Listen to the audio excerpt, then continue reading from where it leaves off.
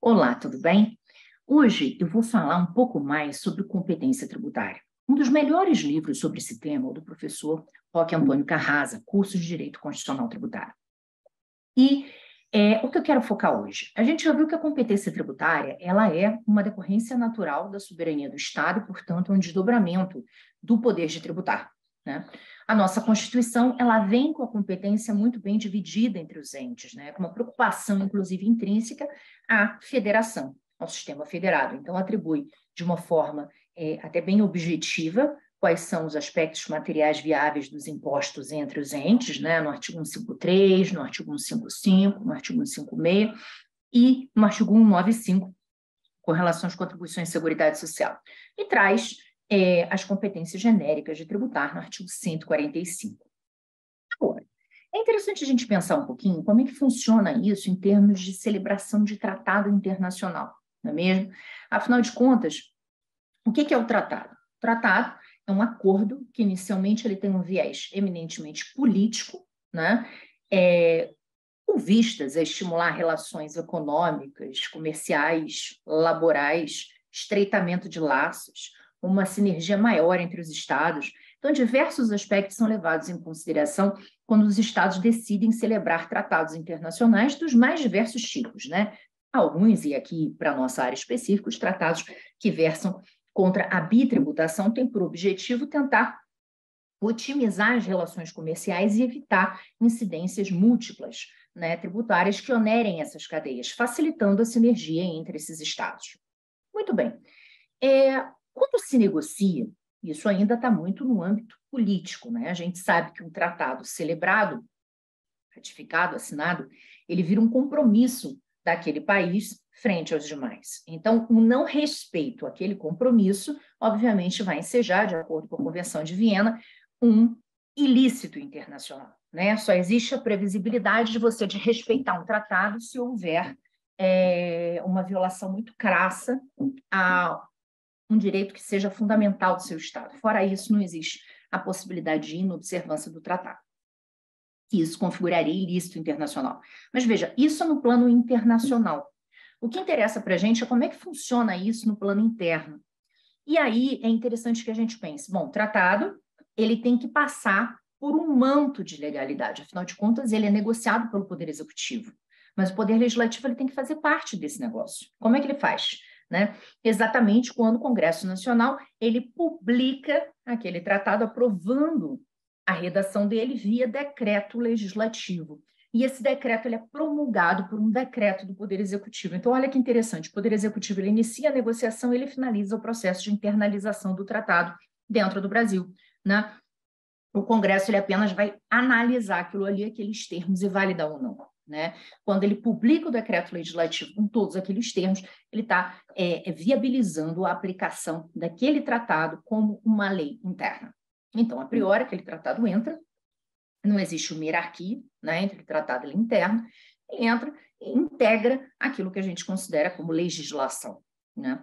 No direito tributário, a gente tem uma regra muito específica com relação a como eu interpreto tratados. Eles são considerados leis específicas, leis especiais. Então, para o tratado, eu vou utilizar sempre o critério da especialidade. Então, ele vai ser especial em relação a uma norma interna. Então, levando esse contexto em consideração, quando eu tenho um conflito entre uma norma interna e uma norma de um tratado internacional, pelo artigo 98, o que eu faço? Eu aplico o tratado internacional, que também é norma interna, mas é uma norma interna especial. Ok? Agora, veja, existem muitas dúvidas com relação a essa questão do tratado e a competência tributária. Eu já ouvi algumas pessoas dizerem, bom, mas o tratado ele não gera direito para o contribuinte. Sim, ele gera. Ele gera porque ele trata a competência tributária. E aí vejam o seguinte, quando você celebra um tratado internacional onde você determina quais competências serão exercidas por cada um dos estados, e o próprio estado limita o exercício da sua competência, ele está dizendo, não vou tributar aquilo, quem vai tributar vai ser outro estado. Então, o contribuinte, quando vê aquele tratado que é uma lei interna, ele vai entender que ali falece competência tributária a um determinado estado e existe uma competência exclusiva em outro estado, e vice-versa. Muitas vezes essa competência pode ser concorrente. né?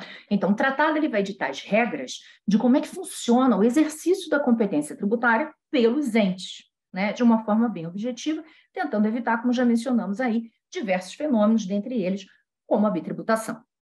Também visa evitar sonegação fiscal, evasão, muitos tratados trazem normas CFC, né, que são normas antilisivas. Então, existe toda essa regulamentação, esse objetivo aí internacional. Então, quando o tratado, ele, por exemplo, determina que uma determinada operação ela não será objeto de tributação, tá? O que ele está fazendo? Ele está restringindo a competência tributária daquele determinado ente. Muito se diz que isso representa, na verdade, uma isenção no direito interno. E tem bastante razoabilidade essa lógica, afinal de contas, a gente sabe que a grande diferença entre a imunidade e a isenção é que a imunidade é uma ausência de competência tributária porque foi retirada essa competência pelo poder constituinte, que é quem concede a competência. Né? Na isenção, eu tenho competência tributária, mas eu decido não exercer naquele dado momento. Eu não vou instituir o tributo em relação àquela determinada situação. Alguns definem isenção como uma dispensa legal do pagamento do tributo. Por quê? Porque eu preciso de lei para justamente retirar aquela situação da incidência, né, do exercício da competência tributária, porque eu tenho competência, apenas o que eu não vou querer fazer naquele momento é exercê-la, né? Agora, vejam, então, na maioria das vezes, quando um tratado internacional ele tem por objetivo regular uma situação onde ele define que não vai haver uma incidência tributária, a gente tem aí uma isenção, uma situação muito similar à isenção, até porque isso será internalizado no direito brasileiro via decreto legislativo, depois decreto executivo, e isso vai funcionar como uma norma especial, e aí a gente normalmente atrai a aplicação do artigo 111, que fala de uma interpretação literal, ou seja, não seria possível você ampliar aquele âmbito de atuação. Eu tenho a previsão da legalidade para uma renúncia de receita, isso respeita o artigo 150, parágrafo 6º, então eu não tenho nenhum prejuízo nesse sentido, e mesmo que eu venha a gerar isenções que venham impactar outros entes da federação, a gente sabe que quem está celebrando o tratado internacional em matéria tributária é eminentemente a República Federativa do Brasil, não a União Federal, né? Então, já se discutiu muito sobre a possibilidade de você ter um tratado prevendo isenções, por exemplo, de tributos estaduais e municipais, e se entendeu que isso era válido, até porque essa chancela, esse manto de aprovação do Legislativo, ele vem por meio do Congresso Nacional, que é bicameral, e que a gente sabe que tem o Senado, que representa os estados, e a Câmara dos Deputados, que, na verdade, representa a população, todos nós, e, obviamente, os municípios também. Então, você teria ali a possibilidade de validação por esses entes também, neste processo de internalização. Agora, uma dúvida que vem, que é natural, é a questão relativa à imunidade. Será que um tratado ele pode trazer uma imunidade?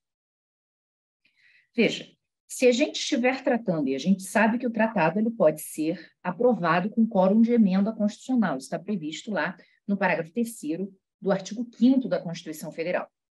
E isso é possível quando se versa sobre direitos fundamentais. Ele diz isso muito claro, direitos humanos.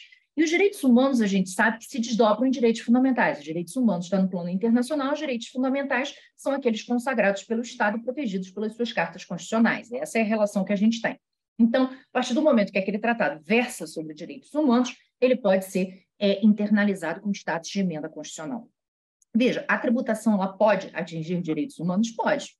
A proteção da capacidade contributiva, ela é algo que poderia, por exemplo, vir por meio de uma imunidade. Então, se eu assino um tratado onde eu digo que eu tenho que respeitar o mínimo existencial, que isso já é uma regra constitucional, e o mínimo existencial vinculado à dignidade da pessoa humana é o limite inferior da capacidade contributiva, esse tratado, obviamente, que ele vai estar trazendo aí um elemento de fundamentalidade, reforçando, nesse caso específico, algo que nós já temos na própria Constituição. Agora, digamos que ele venha a complementar com algum elemento que nós não tenhamos, ou até com um número, né? Eu considero que a dignidade da pessoa humana e o mínimo fundamental é tanto, né?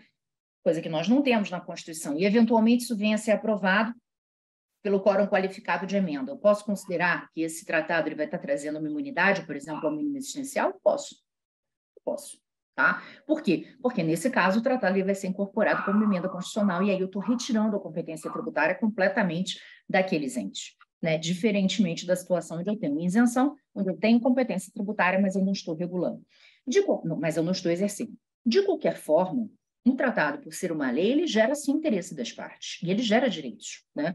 Veja, as discussões de competência tributária são discussões que geralmente chegam até o Supremo Tribunal Federal. Quando eu estou discutindo, por exemplo, no tema 69, a questão do ICMS na base de cálculo do PIS e COFINS, o que eu estou levando para o Supremo Tribunal Federal? Na verdade, uma regra de competência. Eu estou querendo saber o seguinte, olha só, Supremo, no artigo 95 da Constituição Federal, permite que a União Federal ela institua contribuição para a Seguridade Social sobre receita e faturamento.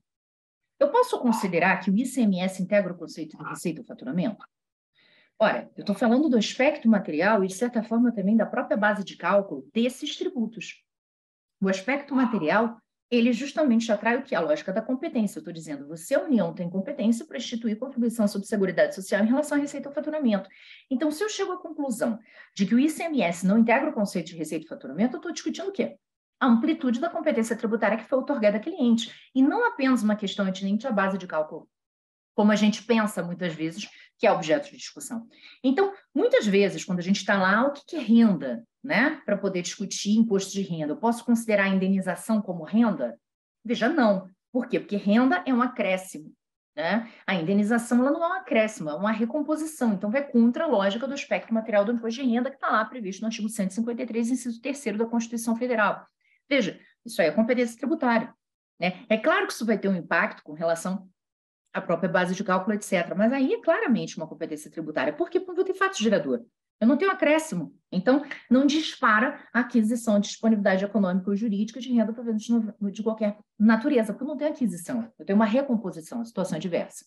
Então, vejam que a competência tributária ela se desdobra na maior parte das discussões tributárias que nós temos, principalmente quando elas estão sendo alçadas ao Supremo Tribunal Federal, porque pautadas em dispositivos constitucionais. Afinal de contas, nossa Constituição ela é extremamente analítica no que tange ao sistema tributário nacional.